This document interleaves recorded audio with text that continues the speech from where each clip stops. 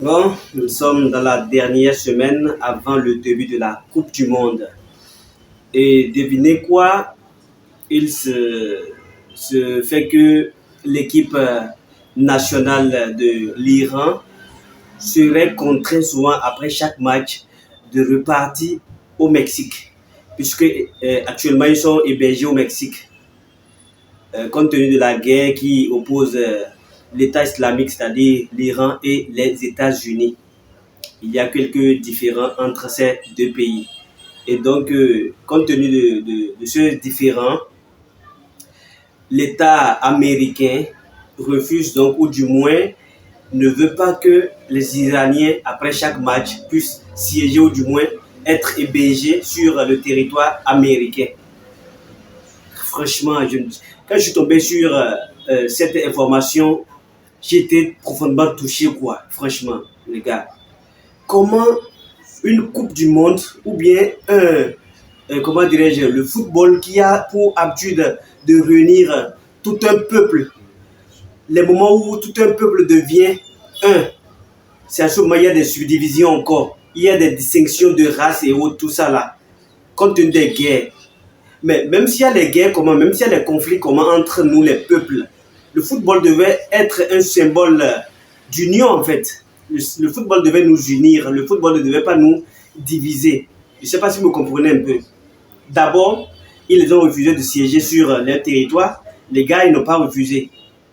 Ils sont partis demander hospitalité à la Mexique. La présidente mexicaine a accepté leur demande, puis les a hébergés sur son territoire. Maintenant, une autre loi sort encore pour dire que s'ils finissent de jouer chaque match, ils doivent obligatoirement rentrer.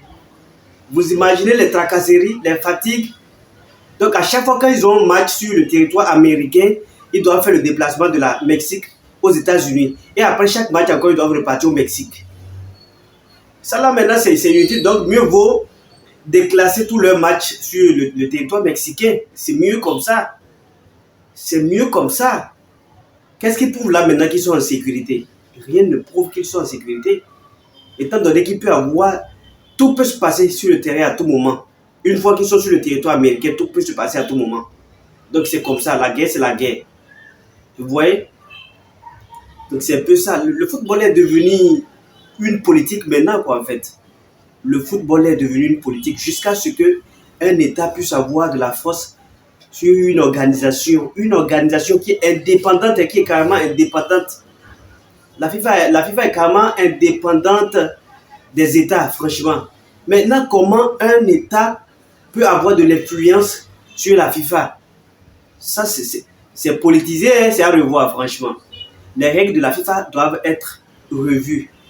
Imaginez cela si cela se passait en Russie ou bien en Russie en 2018, au Qatar en 2022. On a eu à voir ces deux dernières Coupes du Monde. Il ne s'est pas passé des choses discriminatoires comme ça, en fait.